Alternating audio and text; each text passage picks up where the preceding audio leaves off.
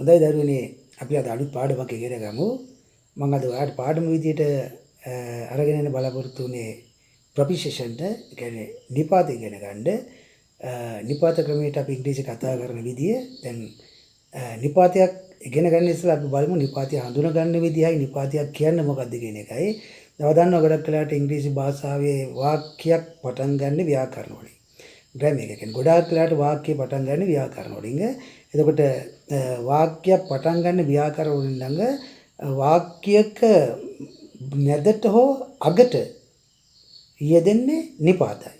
නිපාතයක් කියන්නේ වාක්‍යයක මුලට යෙදෙන්නේ නැහැ කවදාවත්. වාක්‍යයක මැදට හෝ අගට නිපාතයක් යෙදෙන වාක්‍යයක් පටන් ගන්න ග්‍රැමර් එකකින් ව්‍යාකරණ රටාවෙන්. එතකොට අපිට ගොඩක්ම වර්ධින්නේ එහෙමනම් ව්‍යාකරණ. ඊට පස්සේ අපිට වර්ධන එක තමයි නිපාත. දැන් අපි වාක්‍යයක් පටන් ගන්නකොට එහෙම කරද්දී සාමාන්‍යව දන්නා වාක්‍යයක මැදට හෝ අගට නම් දැන් කියපු විදිහට වාක්‍යයක මැදට හෝ අගට නම් නිපාතයක් යෙදෙන්නේ අපිට නිපාත භාවිතා කරන්න බෑ වාක්‍යයක් ආරම්භ කරන්න මුලට. එතකොට අපි ඉංග්‍රීසි කතා කරනකොට නිපාතය ඉස්සර අපි හඳුනාගත්තේ නිපාත ලයිස්තු ගෙනල්ලා කටපාඩම් කරලා. දැන් ඇට් එක දාලා, ඉන් එක දාලා, ඔන් එක දාලා, විච් එක දාලා ඔය විදිහට ඒ නිපාත ලයිස්තු ගෙනල්ලා කටපාඩම් කරලා තමයි අපි ඉගෙන ගත්තේ. හැබැයි නිපාත ලයිස්තු ගෙනල්ලා කටපාඩම් කරලා අපිට කවදාකවත් ඉංග්‍රීසි කතා කරන්න බෑ, ඉගෙන ගන්න බෑ.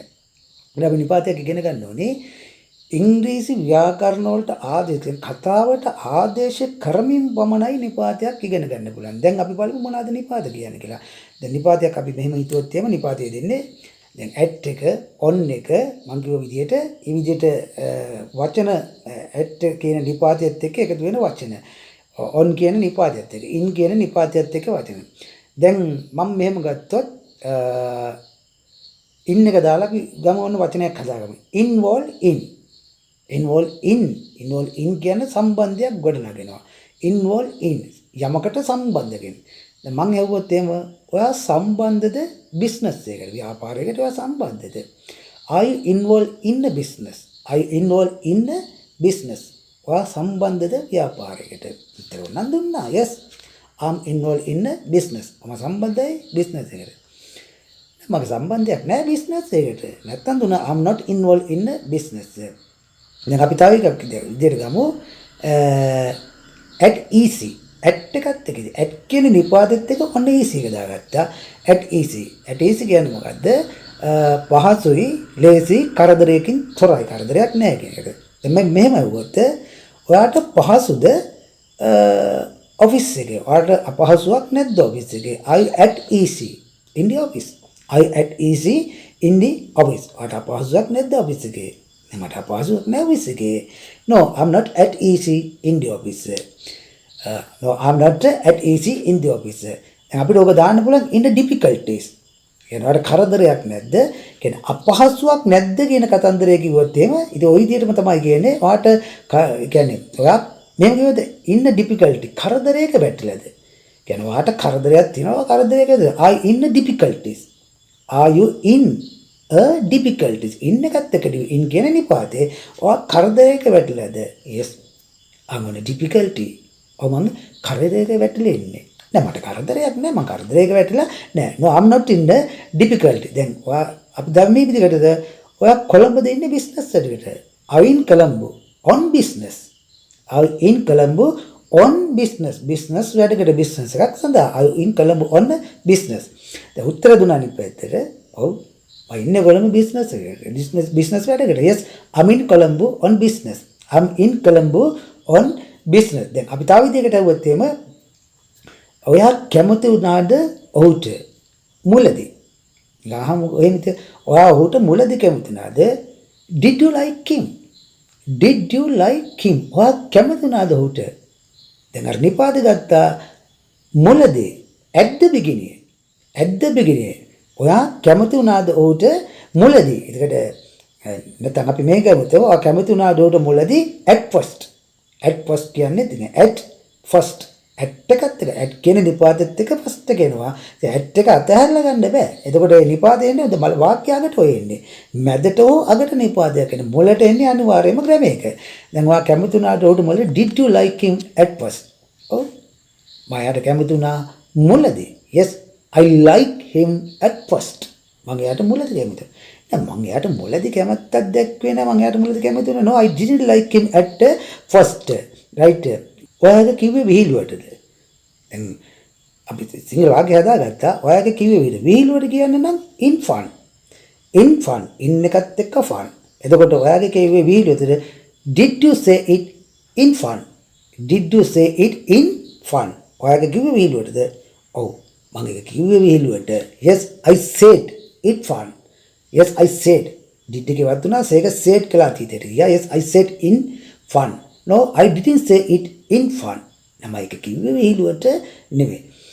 දැන් තව එකක් අහමු අපි බලමු මේ විදිහට. ඔයාගේ ඔෆිස් එක හොඳයිද? සාමාන්‍යයෙන් ගත්තාම ඔයාගේ සාමාන්‍යයෙන් ඔෆිස් එක හොඳයිද කියන කතන්දරේ.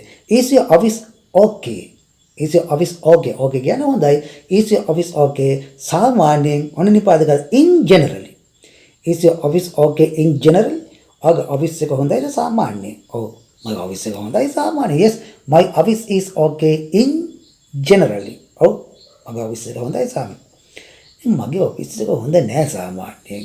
No, my office is not okay in generally. My office is not okay in generally. දැන් ඔය යමක් ඔයා එහෙම කියනකොට දැන් අපි තව එකක් ගත්තොත් එහෙම ඔව් ඉන්නේ හිරේද? ඒ කියන්නේ හිරගත වෙලාද ඉන්නේ.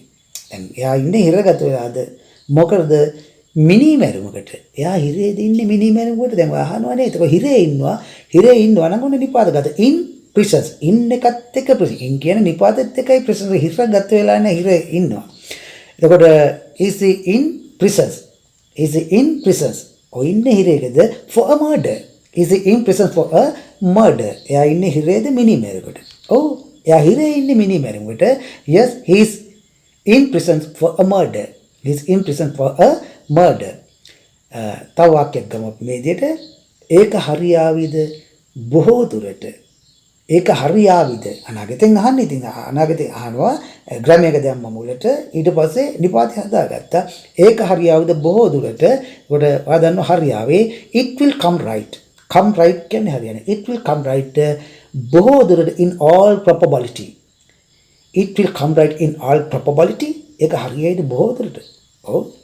ඒක බොහෝ දුරට හරියාවි. Yes, it will come right in all probability. Yes, it will come right in all probability. නෑ ඒක බොහෝ දුරට හරියන එකක් නෑ. No, it won't come right in all probability. It won't come right in all probability. දැන් ඔය විදිහට නිපාත ක්‍රමේ එන විදිහට right. දැන් තව විදියක් ඇහුවොත් මේ විදිහට බලන්න. ඔහු කෑ ගැහුවද ඔයාට? ඔහු කෑ ගැහුවද ඔයාට සෙනග ඉදිරියේ, මහජනයා ඉදිරියේ, සමාජයේ ඉදිරියේ. එහෙනම් ඒක did he shout at you? shout at කියන්නේ කෑ ගන්න. did he shout at you in public? in එකත් එක්ක public කියන්නේ සෙනගේ ඉදිරියේ මහ ජනතාව. in එක දාන්න මොනේ public ජනතාව ඉදිරියේ සමාජය ඉදිරියේ සෙනගේ ඉදිරියේ. did he shout at you in public? ඔව් එයා මට මිනිස්සු ඉදිරියේ ජනතාව ඉදිරියේ සෙනගේ ඉස්සරහා කෑ ගැහුවා. yes, he shouted at me in public. yes, he shouted at me in public. නෑ මට සෙනග ඉදිරියේ කෑ ගැහුවේ නෑ. no, he didn't shout at me in public. no, he didn't shout at me in public. right? ඔය විදිහට නිපාතය යෙදෙන හැටි, නිපාතයක් ආරම්භ වෙන හැටි, නිපාතයක් කියන්නේ මොකද්ද? භාවිතා වෙන තැන, හැදෙන හැටි, නිපාතයට යෙදෙනකොට. දැන් තව වාක්‍යයක් කියන්න ඕනේ. තව දෙයක් ඔයාලට කියන්න ඕනේ. දැන් නිපාතයක් සමග යෙදෙන ක්‍රියාවක් එහෙම આવොත් නිපාතය අගට ඒක නිපාතයක් ඉස්සරහට යෙදෙන ක්‍රියාව අගට ing එක එකතු කරන්න ඕනේ. ක්‍රියාව අගට ing එක එකතු කරන්න ඕනේ. රයිට්. මම ඒකට උදාහරණ අරන් කිව්වේ නෑ. මම ඊළඟ පාඩමකදී නිපාත ටිකක් තව ටිකක් දීර්ඝව කතා කරනකොට මම තව ටිකක් පැහැදිලි කරන්නම්.